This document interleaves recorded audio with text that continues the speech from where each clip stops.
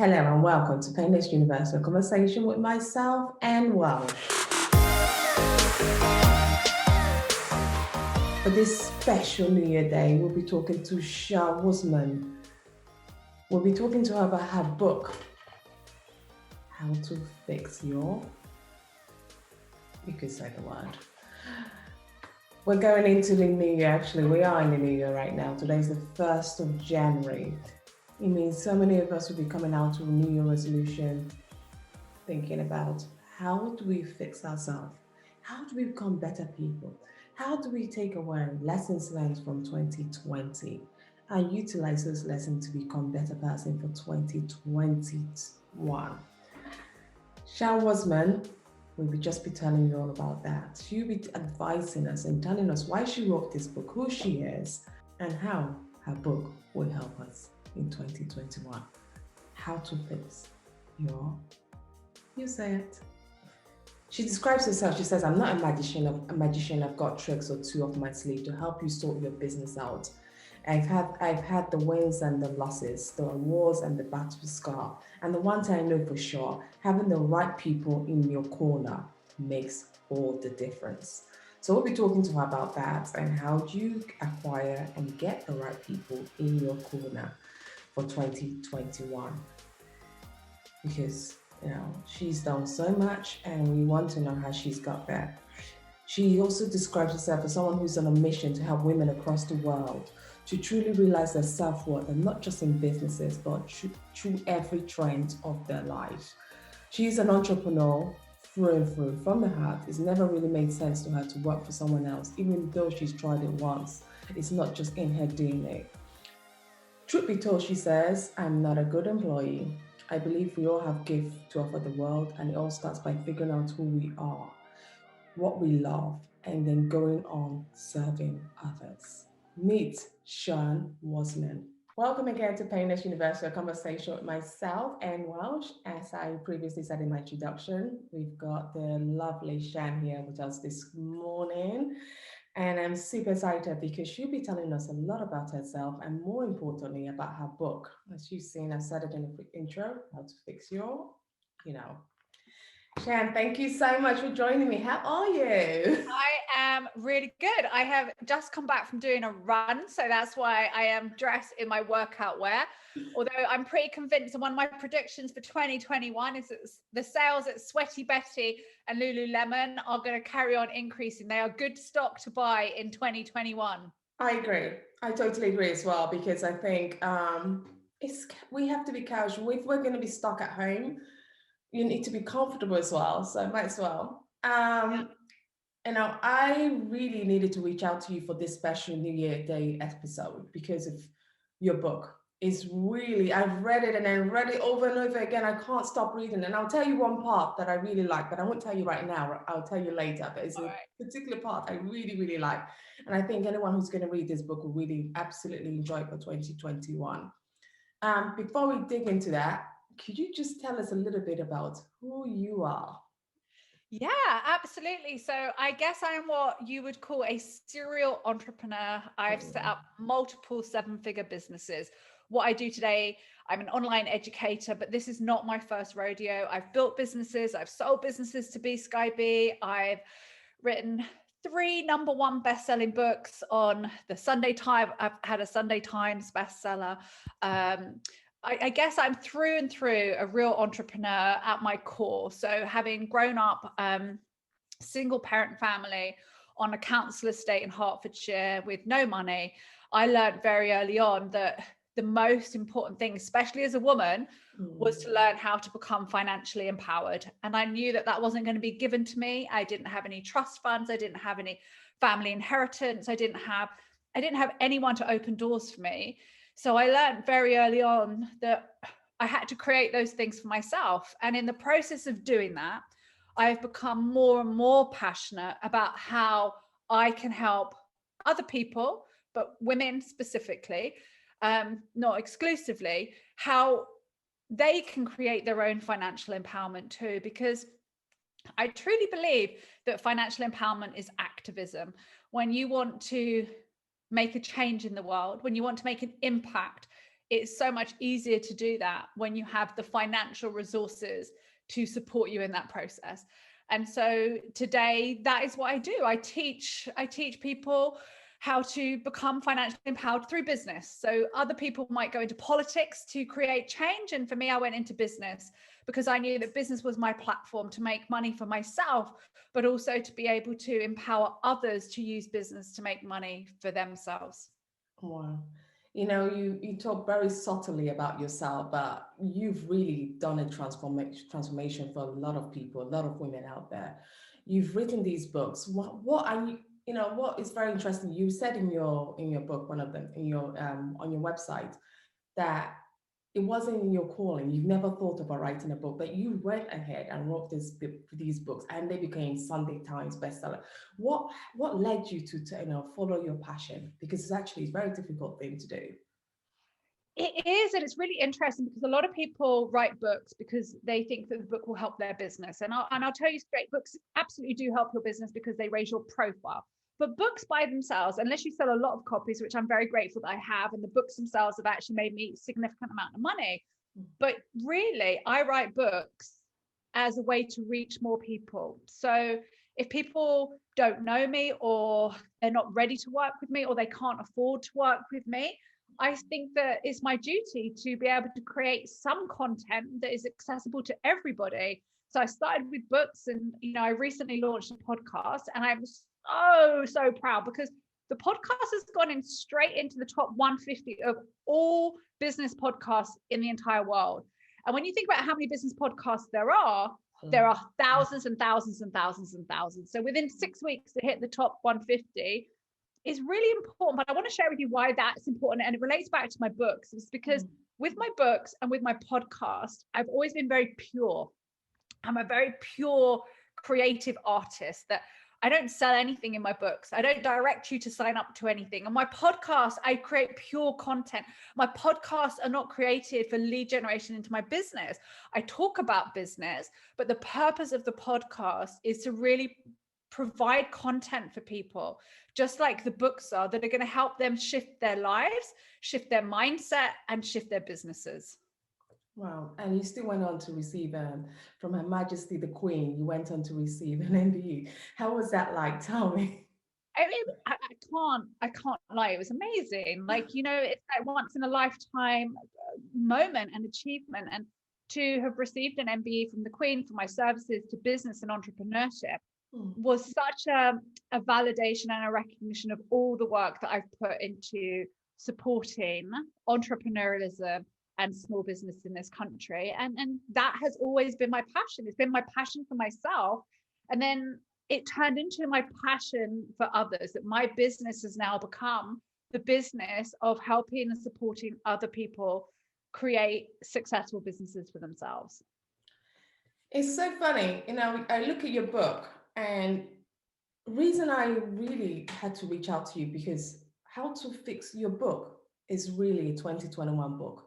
It is really for this coming year. I mean, this new year we're about to enter. I think so much happened in 2020, and I think 2021, even if it's still going to be bad, we still need to fix our mess that's happened. Everything 100%. that's happened. And your book really touched on that. And I'm not saying it because of anything, but it really touches on that. Gives you that self-confidence, that knowing that, yes, this has happened, but I really need to wake up now. I need to wake up, because we can't live in this excuse of the virus, the pandemic, the resistance, whatever. We can't live on this forever. But before you wrote this book, this was not the title you agreed with your publisher. What happened? Oh my gosh. So I started writing another book, and I think it was probably more like 2/3 of the way through it. And I just thought, I don't want to write that book anymore. Like I read Arianna Huffington's Thrive on a plane, and something in it just spoke to me. And I thought, the book that I'm writing is not the book that I want to be writing right now. I want to write this book. And so I put a post up on social media and I had like 400 and something comments and replies. And I did that to prove to my publisher, look, I'm on the right track. You've got to just trust me. Let me go with this. And they let me change my book title and then let me run with the book. But I actually think we're going to do better sales of the book in 2021 than we did do previously, because this is absolutely the book that we all need to be reading and acting on for 2021, because I don't think that we're anywhere near out of the woods. I know, new year, new goals, all this pressure for us to change our lives and change our world. But here's the thing that I found most frustrating about 2020, and I'm sure, you know, loads of your listeners and your readers and your followers will have felt the same thing. We have so little control.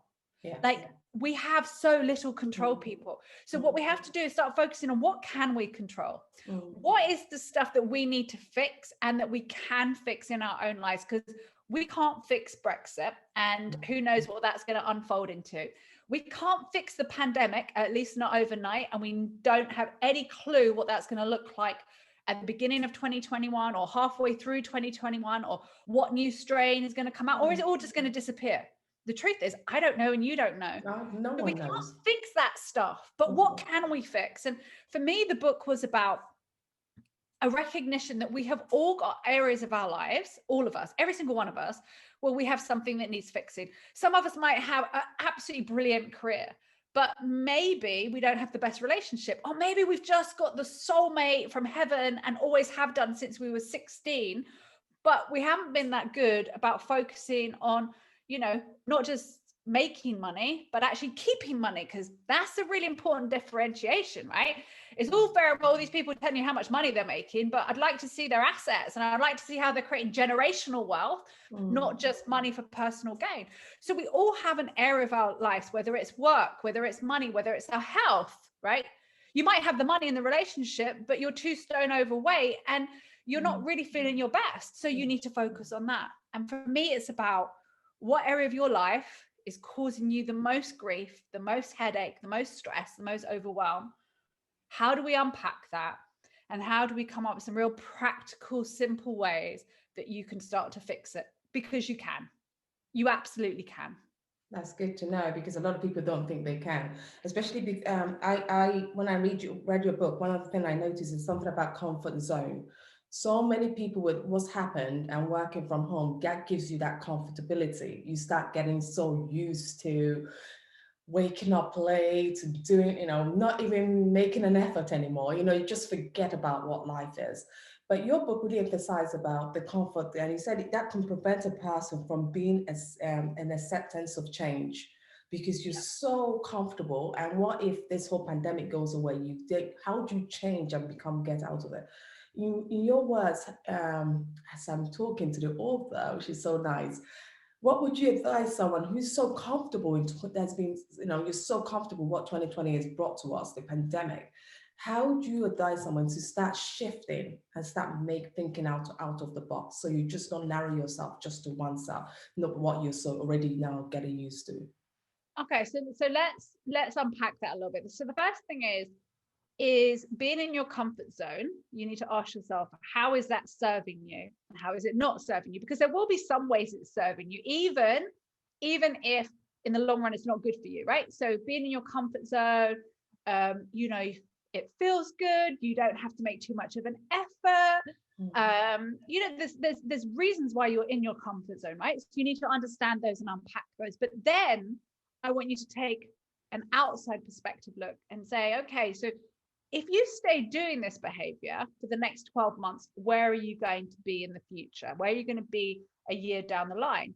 And if that's not a place that you want to be, then you need to start thinking about that right now and start shifting to move yourself out of your comfort zone. So to give you some examples, with everybody working from home, we tend to eat more, we tend to sleep more, we tend to exercise less. For most people, there are always exceptions, but for most people. So as much as I'm here today in my, you know, because I just finished a run before we jumped on, and I was juggling time and stuff, and I thought, oh, it's fine, I'll just jump on like I am, because I'm good with that. The truth is, we don't always want to be in our workout gear, right? Because that in itself is also slipping into our comfort zones. Because Sometimes you want to make an effort, do your hair, put your makeup on, and you do it for yourself. You're not really doing it for anyone else. You're just doing it for yourself to remember who you are. So there are lots of different things that you can do. But where I see a lot of people getting stuck in their comfort zones is you want to get fitter. I'm not going to say lose weight. I'm going to say you want to get fitter, right? You want to get fitter. You want to get healthier. You want to have more energy. But you kind of prefer to sit on the sofa watching Netflix with, toast and honey, and you don't get out the door. So that comfort zone of sitting there watching Netflix, fast forward another 12 months, are you going to be fitter or healthier or less so?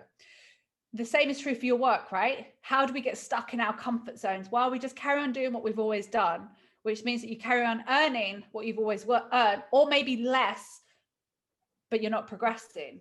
So you have to ask yourself, what are the things that I know if I did them would make a shift in my health, in my relationship, a positive shift, in my money, in my business? And then the best way to get out of your comfort zone is to create structure and to keep it really simple. So let's take exercise. If you're really committed to getting out of your comfort zone, you will get all of your exercise clothes out the night before. You won't leave it till the morning. You will get them all laid out at the end of your bed, and you'll have your trainers ready by the front door if you're going to go for a run. You will make sure you set your alarm half an hour earlier to give yourself enough time to prioritize taking care of yourself. And this will become a routine and a structure. And you'll get into a routine that every single day at the same time, you're spending half an hour or an hour running, walking, using an app on your phone, doing something, but it'll become a structure and a routine and a habit. Because when that happens, that's when you get out of your comfort zone, when you actually start baking in good habits into your day-to-day routines.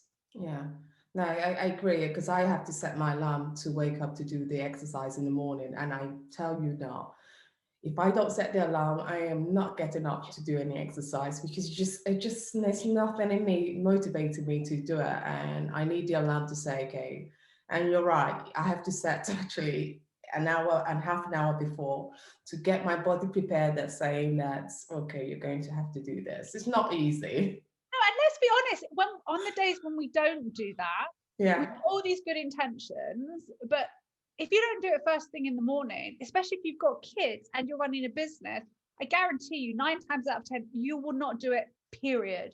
Yes. So if you don't get it in first thing, it ain't going to happen, which is why you have to set up that structure and that routine, right? Yes, I agree. Yeah. Honestly, the final bit of our conversation is really about, I have to talk about this bit, is the last chapter, because I think the last chapter, reading the first part 1, part 2, part 3 are all fantastic. But the thing about the part 4 bit is really telling you how to fix it. Yeah. This is really how to fix it. Can you tell us, 2021 is coming. It's here now. We're here. Well, whether we like it or not, we're in 2021. How do we fix, from your experience? I know everyone will read the book, that will give them more details, but in snaps, what are the key things that we need to focus on when we're fixing our shit? Okay, so the first thing is you have to get really clear on what you want. Like, so many people just drift through from one year to the next year, from one week to the next week. What do you really want from your relationship? What do you really want from your friendships? What do you really want from yourself? What do you really want from your health and your fitness? How many of you have done a financial review of your own money? How many of you really understand where you're at when it comes to your money? And for those of you who are business owners like myself, what do you want from your business? Because if you don't know what you want from any of these areas, you are not going to know what needs to be fixed to get there, because you just haven't got enough clarity. So the first thing is getting real clarity. And I would say, you know what, go old school, like literally sit there with a blank piece of paper and start writing it out. It doesn't have to have some fancy app. You don't have to do some convoluted thing. Sit there, journal, order a great notepad from Amazon and start writing it all out. And then say to yourself, okay, so out of 10 in all of these areas of my life, where am I right now?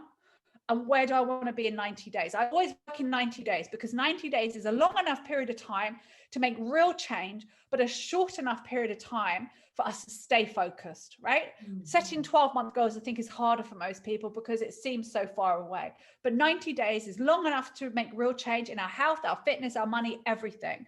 Mm-hmm. But it's a short enough period of time to stay focused, especially for the entrepreneurs who are listening to this, because entrepreneurs have short attention spans, right? That's how we operate. And then once you've got that, you have something to start working towards. And this is what I've always done with myself when I've had something that I wanted to shift or change or fix. I find someone who's done it. So whether it's finding somebody who has had the kind of transformation that I want in my business, or someone who's had the transformation that I want in my fitness, I find someone who has done it. Because what I know to be true for sure is that if somebody else has done it, then I can do it too. But I now have to figure out how to do it. So often people think, well, I can't do that. And when you keep telling yourself subconsciously that you can't do something, you consciously start to believe that you can't do it. So the reason why one of the exercises I get people to do in the book is to go and search out people who have done the very thing that you want to do, who have made the transformation that you want to make, who have carried out the shift that you want to have in your own life or in your own business, is because the moment that your brain sees as a fact, not your opinion, but factually, that somebody else has done this thing, your brain can no longer tell you that it's not possible. It can only tell you that you are choosing for this not to be possible for you. Because your brain, and especially if you can find more than one example, 2, 3, 4, 5 examples of people, your brain is now saying, well, it was possible for Anne, and it was possible for Shaa, and it was possible for Steve, and it was possible for Carl. Well, then it has to be possible for you. So now how do we move from it being possible for you to it being probable for you? It becomes probable by you finding a plan. So how did they do this thing? How did they do this transformation? What did they do? What did they learn? Who did they learn from? Right. Now I'm going to go do that. Success leaves clues. Find people who have fixed the stuff that you want to fix and look at how they did it. Success leaves clues. More importantly, Shan, I think they should just order a copy of your book, and that will give them the clues they need, because already I'm ready, very, very clued up on how to fix my own bits in 2021. So I'm really delighted that you took the time out to spend with me this morning. I know you went out for a run and you still, still came on, and that gives us hope as well. It tells us that 2021 is not a year that we have to worry so much about the issues of the past, but we also have to worry about how do we maintain who we are and keep sustainable, because everyone's life is just going to be different, and you've just shown it that it can be done. So I presume anyone who needs to get your book could just get it over the Amazon or on your website. Or... Yeah, you just go straight to Amazon. Amazon's the easiest place to find it. And I think that, and you can confirm this, but I write in a style that's very conversational. It's an easy read. I'm not trying to win Booker prizes. What I'm trying to do is empower the readers to have more control and more power over their own lives. That's my only goal, is to give you in a book a quick, easy, enjoyable read, but that's super practical as well, that allows you to pick things up chapter by chapter. You don't have to read the whole book in one go, but you can dip in and find something and go and apply it straight away. Because what I know for sure is that when we see quick wins, we are more likely to carry on, and that's how we build momentum. And 2021 has got to all be about building momentum for all of us. No, that's very true, because for me, I went through the parts and I said, what really works for me right now, this particular, and I thought part 4 just works for me, and I went for it. Then I started to read the beginning of the book and I finished it that way. But at that time, I just wanted to read that bit. Part 4 was really answering my question when I needed it, and I think that applies to anyone. So with the store being closed, they could just order it off Amazon. Amazon. Amazon UK, Amazon US, all there. Well, thank you so much, Shaa, for talking to me today. And I really know this will make a huge impact to so many people. Thank you for your time.